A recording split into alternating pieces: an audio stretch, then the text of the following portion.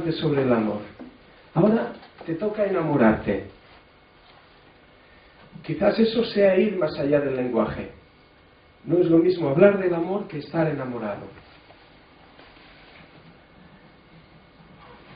Nuevamente saca o trae a colación, ya lo hizo en pasajes anteriores también, nos habla del colérico, antes había hablado del que se enfurece. Nos decía antes, nos dice, digo en el texto, que este irá al infierno.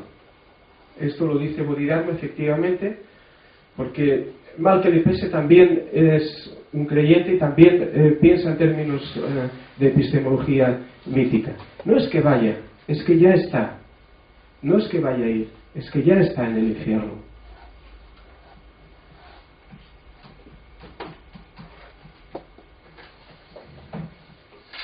Nada más. Perfecto, mira. Hemos sido puntuales. Ahora que sería una precisión a lo que has dicho de Rumi. No hablemos más del amor. Pues si llega a hablar Dios santo, es un tomarro así, madre santa.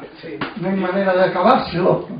Pero eso es para poder hacer varios años en seminario. De todas maneras, María, muy brevemente para comentar. De todas maneras, ahora que dices esto, y las personas que vienen al seminario Sufí de estos días lo estamos viendo. El lenguaje, creo que esto habría que pensarlo bien. A veces cuando estudiamos la mística decimos esto, ¿no? Decimos, mira, hablan de silencio y tal, y mira cómo escribe, mira cómo le da. El lenguaje del místico es una donación de la propia experiencia mística, por supuesto. Es donación, no es carga, es donación. Y por tanto, una de las consecuencias del despertar a la propia naturaleza o de lo que sea, es justamente el lenguaje. Es decir, no es que digan, porque quieren decir eso que no se puede decir y tratan de decirlo de mil maneras y por eso escriben. Sí, eso puede ser. Pero también es que la propia experiencia del silencio es seminal y generadora de nuevo lenguaje. Y por eso escriben tanto. Y nos permiten hacer seminarios. Esto es lo que hace y esto es lo que hace el tomarro del yoga bajista, lo que hacen tantos autores.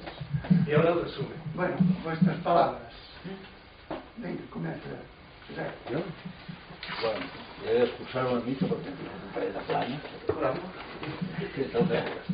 Bueno, empieza con una cita de Krishnamurti, que me gustó mucho cuando la leí, que dice: no sería sensato embarcarse en la búsqueda de la verdad sin preguntarse primero quién es ese que busca. Abundando en lo que dice Bodhidharma, como lo dice Bodhidharma, para encontrar un Buda debes ver tu propia naturaleza. Quien ve su naturaleza es un Buda. Quienes buscamos pistas que nos indiquen el camino que va de la realidad a lo real, en este inmenso caudal de sabiduría que se encuentra en los textos y propuestas de los místicos, nos hemos dado cuenta, hemos podido observar que estos buscadores de la verdad, independientemente de cuál sea su punto de partida, la tradición religiosa en cuyo seno se formaron y de la meta que inicialmente apuntasen, según su modo particular de definir lo inefable, en alguna parte del camino llegan a conclusiones en las que, de forma muy significativa, casi todos ellos coinciden. Y es en esos puntos de encuentro, en esos olmas de la espiritualidad sin fronteras, en donde María Corbí, sus colaboradores y quienes compartimos su punto de vista, esperamos surja un día esa espiritualidad laica de la que tan necesitada está nuestra sociedad, huérfana de valores y aquejada de raquitismo moral. En más de una ocasión me he preguntado, guiado quizá por un pueril afán de síntesis, si estas indicaciones tantas y tan sabias podrían ser reducidas, al igual que los mandamientos, por ejemplo, se reducen a 2, a unas pocas capaces de abarcarlas todas. Y he ido llegando a la convicción de que si tuviese que citar una que reuniese la doble condición de abarcarlas todas y de ser universalmente aceptada, esa sería la que propone el autoconocimiento o indagación del ser como método de acceso a la realidad última.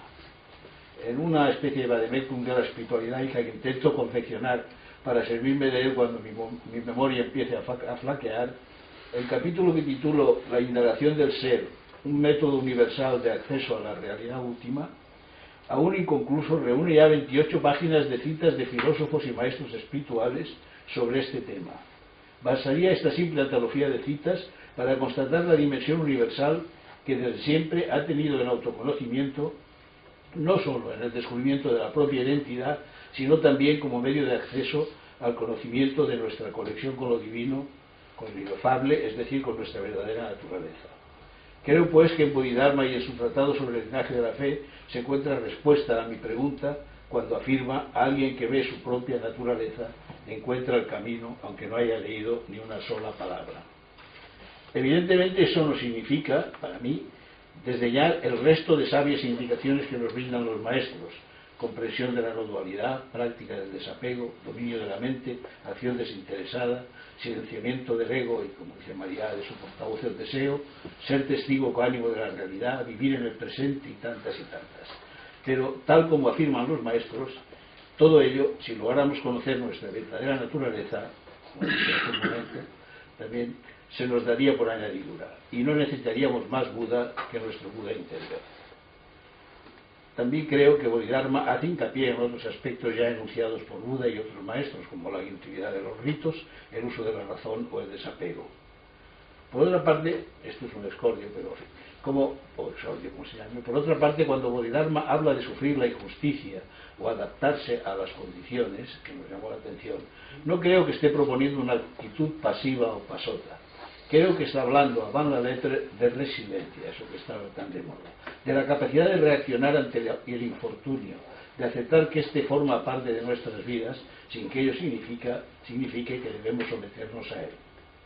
Y para terminar este breve comentario, me gustaría traer a colación algunas citas procedentes de tradiciones religiosas diferentes. El conocimiento de sí es el camino más corto hacia el conocimiento de Dios. Cuando Alí preguntó a Muhammad: ¿qué debo hacer para no malgastar mi tiempo?, el profeta contestó: aprende a conocerte a ti mismo. Esto lo dice Aziz ibn Muhammad al-Mashafi. Quien conoce a los otros es sabio, quien se conoce a sí mismo es un iluminado. Esto lo dice el Tao Te Ching. Permíteme conocerme a mí mismo, Señor, y te conoceré, dice San Agustín. Quien le conoce se conoce a sí mismo y no teme morir, dice la Tarva Veda. La persona que ha alcanzado esto, el autoconocimiento, ya no tiene nada que obtener ni nada que rechazar. No se siente afectado por las desgracias de la vida, y aunque los ojos de los demás parecen nacer y morir, no nace ni muere. Los deberes religiosos le resultan innecesarios. No está afectado por las tendencias pasadas que han perdido todo su valor. Su mente ha abandonado la intranquilidad y permanece en la felicidad de su naturaleza esencial. El único método para conseguir esta dicha es el autoconocimiento. Y por último, una cita que a mí me gusta mucho de Ramana Maharshi y que viene a cuento de lo que hablabais ahora de los maestros que escriben mucho. La última verdad, dice Maharshi, es así de sencilla. Lo único que hay que hacer es ser lo que realmente somos. Es sorprendente que para enseñar una verdad tan sencilla se hayan inventado tantas religiones. ¡Qué barbaridad! Dice Ramana Maharshi. Es así. Ya doy a decir eso mismo a otro. Bueno, pues esto es un poco lo es por dramático esto de usted, ¿eh?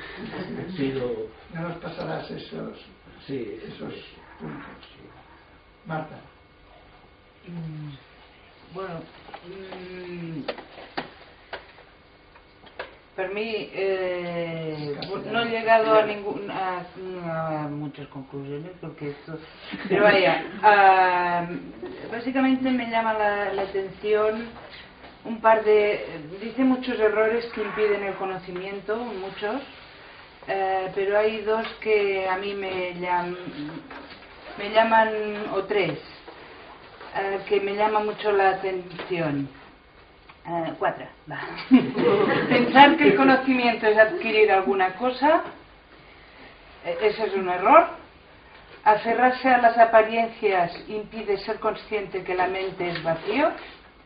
Aferrarse a las prácticas es un error. Aferrarse a las prácticas es un error porque son impermanentes. Ellas están afectadas, las prácticas, por la causa y efecto. Y la mente, lo que se intenta, no está afectado por causa y efecto. Por tanto, no hay una línea de continuidad que vaya de las prácticas